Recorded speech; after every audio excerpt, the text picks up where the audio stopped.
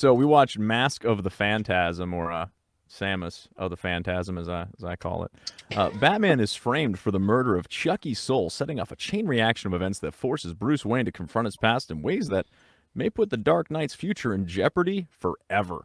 Now, when Bruce's old love, Andrea Beaumont, aka Samus, returns to Gotham City, things start to unravel for the Batman, and soon he becomes Gotham Police's primary target. Convinced Batman's guilty of mysterious murders committed by a figure known only as the Phantasm. This is truly Batman's most desperate hour. It's rated PG. It scores like an 8 out of 10 across various platforms. Seems pretty beloved out there. It's a cool 1 hour and 16 minutes, which I love, even in regular speed. It didn't take too long, to get through it.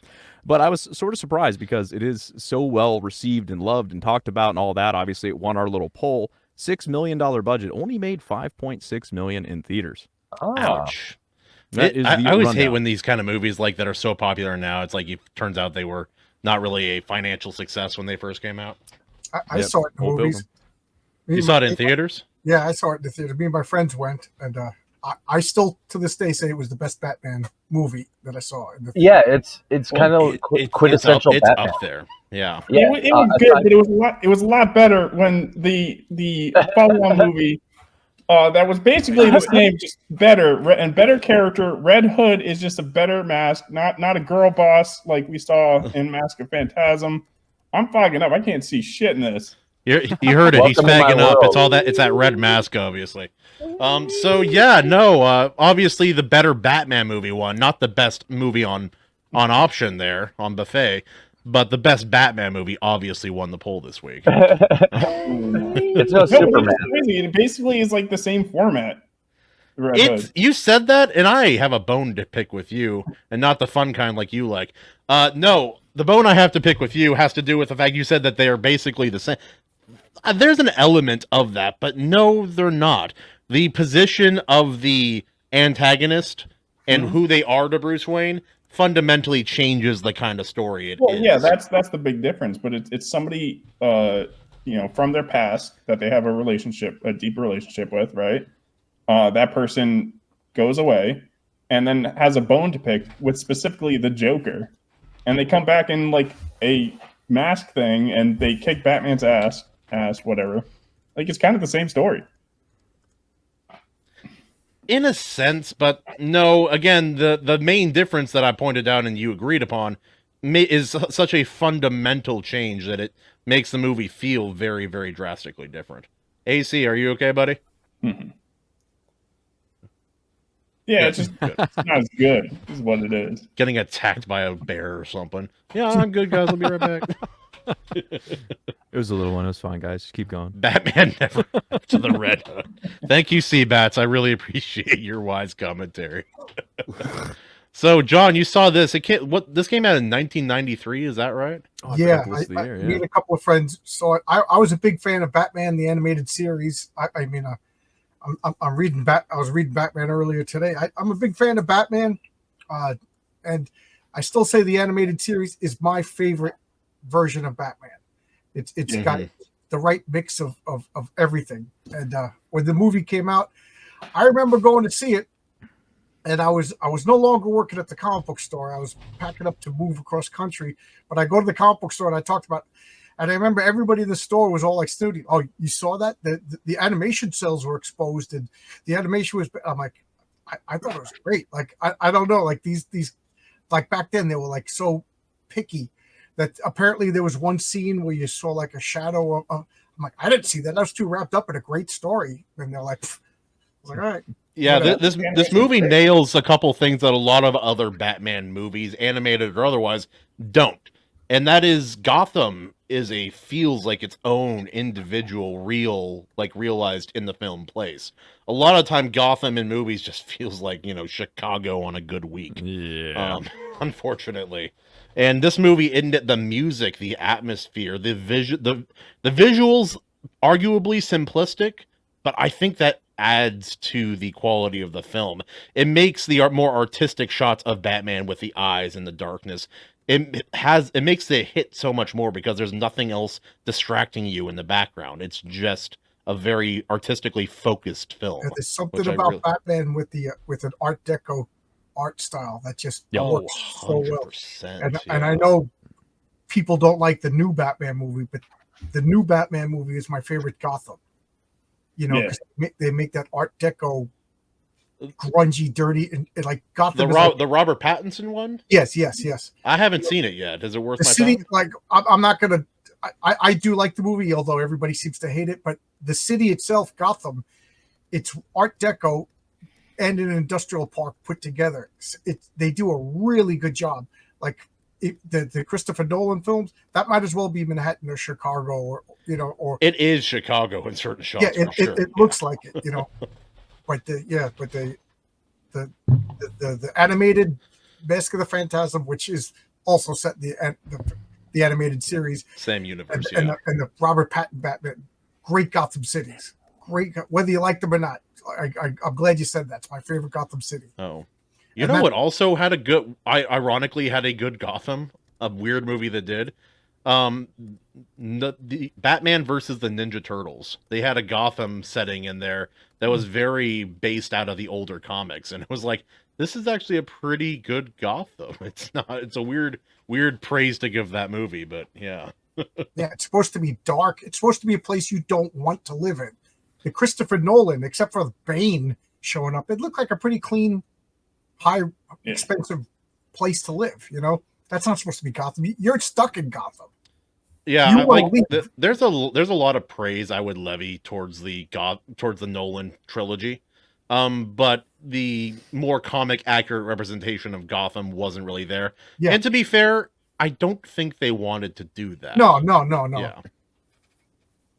Yeah, wanted it to feel more like a real place in the real world, and I think for what they were going for, Nolan succeeded. It just, again, we appreciate a realistic, like a good. I think good Nolan comic was going Gotham. for more realistic everything. Yeah, pretty much. Yeah, he So how tried do we like feel- so. How do we Go feel ahead. about Batman having a girlfriend? It happens so often in the comics. It just felt. I'm like, oh, it's a redhead this time. Okay. Yeah, but like one before he became Batman and like almost didn't become Batman because of her. It's kind of like the same thing happens in several Daredevil stories, which obviously Daredevil and Batman have always kind of worked off of one another in terms of tone Yeah. and storylines and basic kind of premises. John, have any of you read any Daredevil to compare and kind of know what I'm talking about? I read Daredevil. Jeez. Man Without Fear is one of the best I got introductory every Daredevil comics. comic from period. issue 1. Oh, that's cool, dude. Yeah. But yeah, no, like there in several Daredevil stories, he has a girlfriend pre vigilanteism, that he almost goes down a very different path because of it. And Yeah, even with Elektra, if he had stayed with Elektra, he probably would have become a criminal, frankly. But Can't type. With Batman, I feel like they start off this movie and he's got the girlfriend talking about how we feel about that, and she's not going to stick around. So it was I couldn't feel any emotional attachment to her at all because I'm like, I know this isn't going to work out. So it's just why? Because he, as far as I know, he never marries anybody, right? No, he has in the comics, but there's so many different versions of the comics. It's hard to, everything has happened at some point. He was the Green Lantern for his comic run at one point. I was hoping against hope, I guess I'll say, that he was actually going to end up with her and like have some semblance of like a family again and like all that. And of course, no. can't Frankly, Justin, any properly executed Batman romance plotline is going to end in tragedy. Yep. And I would like I was to have a hoping that comic was the that's case. good and also ends happily romantically for him, but it's a very it doesn't really fit with his philosophy, because the most important thing to Bruce Wayne and Batman most of the time is his mission. And so Sure, but- everything else will be sacrificed and set to the side. They've taken a lot of liberties with Batman as a character, right? In a lot of different ways. Surely having him settle down couldn't be the worst, branch they could take. Maybe as a one-off or what have you. Look, it's coming from somebody who enjoyed the movie. I'm going to be pretty critical because I don't know if there is anyone who could get Batman to consider not being Batman. No, it can't. Well, this was before he really was Batman, though. So I mean, that's the only kind of defense I would He levy was in that Batman the direction. moment his parents were killed. Yeah. You know what I mean? Yeah, take that. That was the moment. That was the defining moment of his life. So it's like asking Dexter not to kill. Dexter's going to pretend to be happy, and maybe even lie to himself, but Dexter is going to kill again. Batman is going to put on this. Bruce Wayne, okay, I'm retiring. I'm with Vicky Vale. I'm with whatever. And then after a while, something's gonna happen, and it's almost like he's having an affair. His wife's like, "Were you wearing the Batman costume again?" It's like the first Incredible movie. Yeah, no, he's like he will always go back to it. Yeah, and John, I'll make something clear real quick.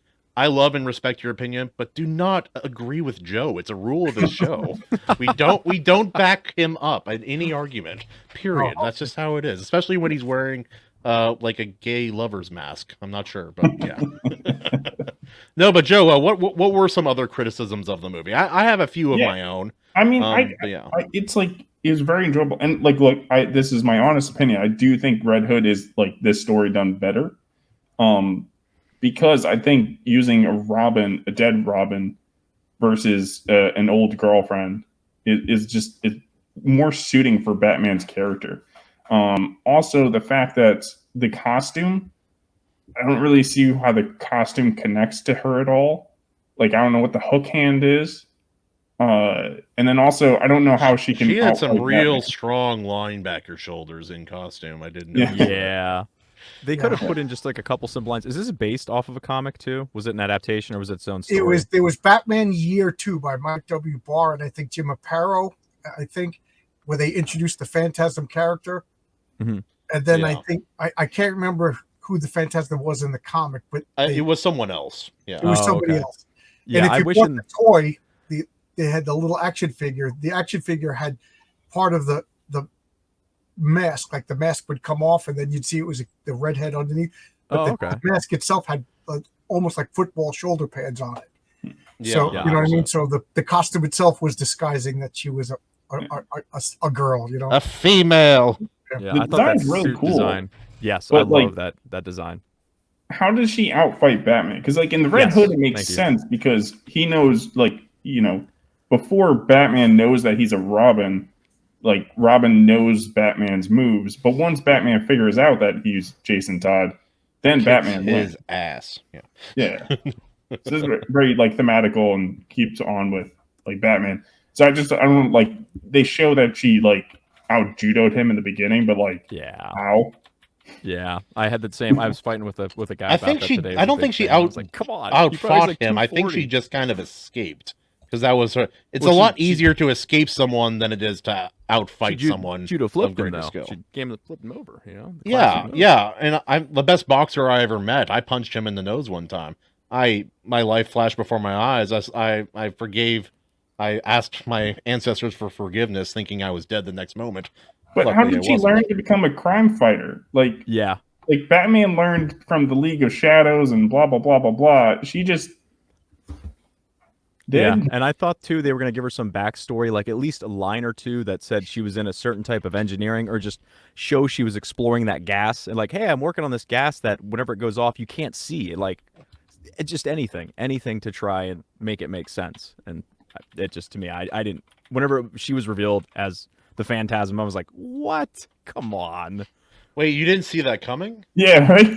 Well, no, because I was like, she's a tiny little girl, and the Phantasm is kicking butt and being and she doesn't have the backstory yet, so I assumed it actually was going to be her dad, and he faked his own death, and I was like, that'll be interesting. I figured it was a dude under the suit, because that would have made a lot more sense. I mean, the first clue is her thighs were something substantial. 5 foot 6 that was the first thighs. clue.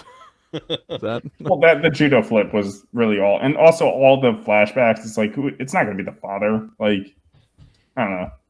It's very obviously her, and that's the exact same type of flashbacks were done with Robin in the Red Hood. Speaking of that movie, the voice for the Joker in that film is atrociously bad. I've heard so many interpretations. That one is the worst. In the Red Hood?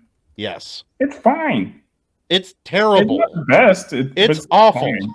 No, the Killing Joke was bad. He sounds like he's gargling salt water and choking on cock. It's terrible.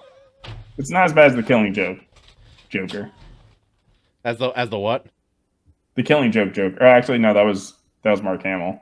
Yeah, They no, look that one was terrible. great. What are you They look smoking? terrible. That was horrible.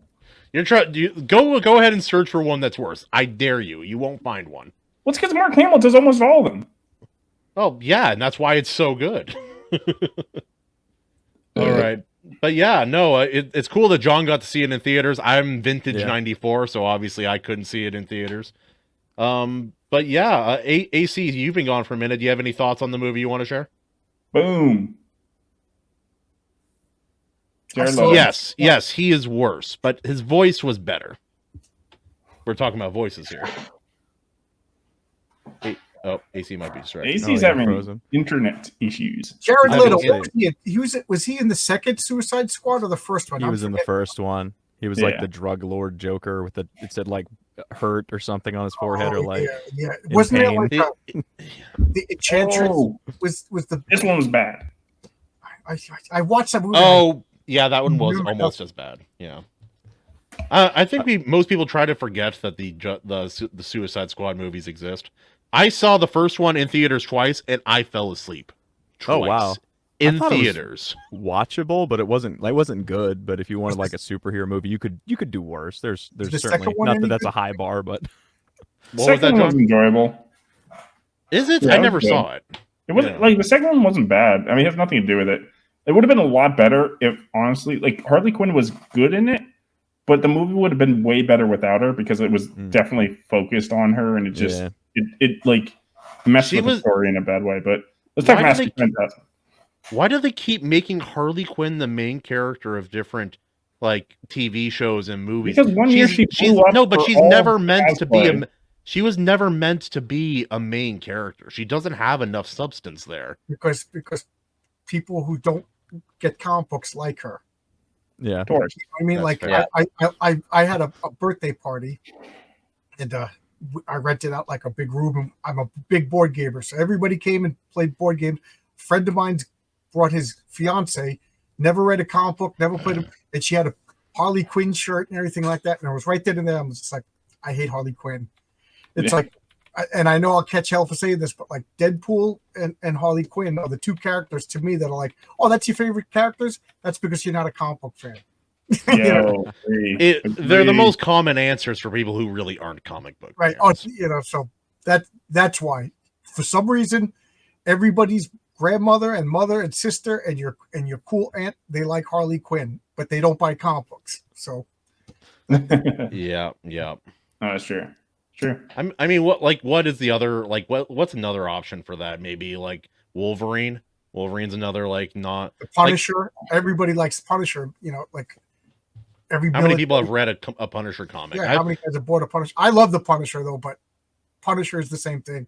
Everybody has Punisher skulls. Like you're driving down the street, guys got Punisher skull stickers on their car. Oh, it's everywhere. Yeah. Like with Punisher, I like him, but I always thought his kind of story was always bogged down by the fact that it was in a superhero universe. I'm like, one of these other hombres could probably take him out, no problem. Right. Yeah. That was always kind of my disconnect there. My favorite Punisher movie is it's Sound of Freedom. Yes. Let's talk Mask of Phantasm. That's what the Mask of Phantasm. I will say with Mask of Phantasm, one thing that I'm jealous of that you got to see it in theaters, John. The score in this movie is fantastic. It's so good, and the sound effects too. It's just that first fight when Batman punches that dude. It reminds me of the Man Who Shot Liberty Valance. There's I think there's one gunshot in the whole movie, and whenever it happens, it is so loud, it shakes you to your bones. And that's how I it felt should like be. a lot of the impact in this movie, they had it cranked up. So when something happened that was, action, it was like louder. And you're like, whoa, geez, at least in my headset, and it hit hard. And that impact with the music, oh, fantastic. I remember, I don't remember because I sat and I was just sucked into the movie. I liked it so much. But I remember there was like a problem that the movie was released too soon and they weren't finished. So I'm wondering if they fixed the score. Because people were complaining that the animation was off. I don't remember any of this. I was just excited with plus we probably drank beers in the parking lot. You know what I mean? So I don't remember anything. Tailgating for Batman. Nice. You know, I wasn't like he's drinking beers in the parking lot going to see Mask of. I'm not even a twinkle in my father's eye in 1993. What's going on? Born too late, Kahuna. Born too late. Apparently, dude, all the music I like was like 10, 20 years old by the time I was born. But yeah, no, I really enjoyed this movie, but obviously, like, it's almost not. We almost don't even have to say it because it's so obvious. But Kevin Conroy as Batman, Oh yeah, chef's Great kiss. I mean, so good. has there The ever fight been a scene- better voice for Batman ever? No. I don't think so. No. It's not even close. The fight scenes, I'll say too, like really hold up. Like it was very entertaining all the way through. Yeah, the And you only know, thing. there's like a mystery. What? Oh no, go ahead. Sorry, it's like when I talk, I hear myself so loud. I know. I can hear yourself. Like I can hear the AC, we echo in can my fix own this. head. Mute him real quick. That'll solve the problem. Is it really bad audio wise? Because I'll take it Oh no, off. you're fine. I'm just All yeah. right. It's No, you you're can good. tell, but it's not bad. He can't see it either. No, AC Oh, there just we muted me. Yes, he did it. The legend. Yeah.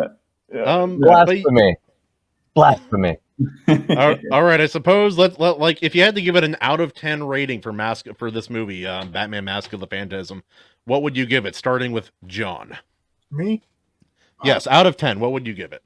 I'd give it an 8, and that's the highest Batman movie rating I'm going to give. Ooh, Wow.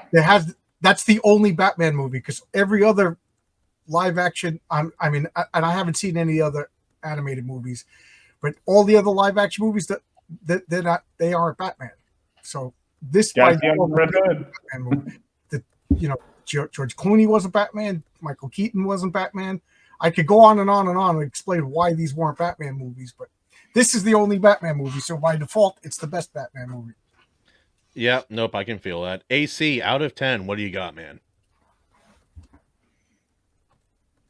I'd give it a solid 8.5, just because it Wow. just barely falls short of like the animated series, which is peak Batman. It's unanimous. Animated series is where my Batman favorite. is. So yeah, I would say it's just under that at like an 8.5. And that 8.5 is probably just a product of I don't know if they would have like put a little bit more into the animation, like, but they spent 50 mil on it. So I mean, what else? I feel like a lot of that went to the voice actors, though. When you look I think at the roster. story was lacking a little bit. I think we could have had a more dynamic story. It's not a bad story, but we've seen a lot of the same kind of Batman stories, and we've seen this one done better. So I agree with that. Well, that's the thing. It is all the Batman stories. Yeah, it is all of them. It even has the Joker in it. You know, the quintessential Joker. It's everything wrapped into one. Meaning, the Phantasm is kind of like a different version of Batman in a sense. Like a what if scenario for Batman. You know what I mean? And then you got the Joker there, who's supposed to be the foil, in a way. The whole thing is just like there's all the Batman elements there. How do we feel about Joker not being that? Joker in the beginning? Oh yeah, we've seen that in movies before. Right. Yeah, but usually it's disliked. I mean, I was like okay with it, but I'm not a fan. Well, I don't know. The Joker is kind of an overplayed character. I can't stand the Joker. It's the most overused character of all time. Oh yeah, right after Batman. Like, no Joker for a couple of years, guys. You know. How about no Batman for like 10 years? I don't know anything about him. He's the best when he's just a mystery. And like Chuck Dixon said, every time the Joker shows up, he reinvents himself. So like the whole thing with the 3 Jokers, that's not necessary. Joker is chaos. So if he's inconsistent, that's the consistent thing about the Joker is he's inconsistent. You know. Well, so, the Joker is only a threat if it's a Batman only story. Right. The moment the universe is expanded to the rest of DC, the Joker is pretty much insignificant unless they find some reason, like make up a reason to make him a pain again. I guess Injustice is maybe an exception, but I'm kind of hit or miss on Injustice. On that note, then I will say then another criticism then would be that it's a little too busy, even though these are all key Batman elements, and the Joker wasn't even the Joker at the beginning, as you pointed out. But you got the Batman origin story. You got the what if scenario of Batman in the form of Phantasm. You got the opposite of Batman, which is the Joker, and like the key Batman villain. I'll add. It's all there, but maybe a little too busy. If they would have just I don't know if focused on busy is like the right way to Phantasm, say it. they I could think have the Red gone Hood does it deeper perfectly. in a lot of different ways. Wow, he is just jerking that Red Hood crank. Yeah. Anyway, Justin, did you give an out of 10 rating yet? I have not, but I would give it a 7 out of 10. There is a lot to like about the movie. I thought we mentioned before the Art Deco style is absolutely dope. The love speckled paints and the 2D backgrounds, which I love seeing like 2D and 2D, where it's 2D and 3D mix. There's something about it like takes me out of the movie, so I loved that. The cars, the Art Deco cars, or I mean, just the look of them, they're so damn cool. It's like those old gangster cars, but there's something a little bit different about them. The architecture, great scores we talked about. The way action's they good. used light in the movie was perfect as well. Yeah. Great sound design. I mean, there's a lot. The cool outfits. The bad guy, I love that bad guy design. I've never seen this movie before. So when the Phantasm came out, I was like, this is an awesome character. Some memorable scenes, like whenever the Phantasm pushes the tombstone onto the dude and that whole like, oh, the angel of death's coming to get you and stuff. I was like, oh, this is cool. Great voice acting. She must Always enjoyed work here, out. Conroy. Ghost of Yeah, really. Christmas Future.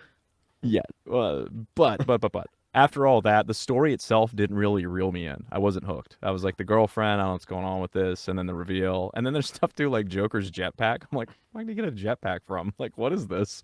So to me, it felt very realistic and grounded. And then he comes out and he's flying around a jetpack. I'm like, what is going on here? So things like that took me out of it enough that I can't give it a higher rating, but there's definitely a lot to like here. I think people like give it a high, go upwards of 8s. I'm like, okay, yeah, I understand that. Not for me, but I get why people say that. I'm going to be contrarian and say I give it a 7.9 out of 10. That's fine. Not the 8. Can't give it that extra 0.1. No, like I said, I'm going to be in He's price of writing John right now. We're all in the top third, so that's cool. We all knew what overall score we'd give this movie. Joe, out of 10, what do you got? Yeah, I gotta say I agree with JVP here. Like the enjoyment factor, I enjoy this a lot. I like the detective aspect. I like the action, I like the music. But it's like just the concept of the Phantasm character just doesn't make sense, and that's like such a huge part of it. And then like the whole just Batman considering not becoming Batman, it's not that takes it down a lot of points right there. Well, so that's why I say it's 6.5. Look at Christian Bale's Batman. Like before he was trained by Ra's al Ghul, 0% chance he becomes Batman. 0% chance that he would even make the choice to become that. And then he quits. He quit after he became Batman. And no one ever complained about. I like the story of those movies. I know I don't have a problem with it, but it's basically the same thing. Would you criticize it in those movies? Yeah. Lion sack. No, I would. I mean, a lot of people I don't know. I think a lot of those movies are. Look, I'm up on hot takes right now, right? So he's got the hood on. He's feeling powerful. I'm not. I'm feeling like. I think he wants to get. I think he wants to get his ass beaten by a clown. That's what I'm getting from this. Every time I talk, I see less. Dude, it's like a hockey mask. That's his superpower. And so AC, we all agree this floats, obviously, correct? Yeah. Play the thing. Sorry, I wasn't ready. If I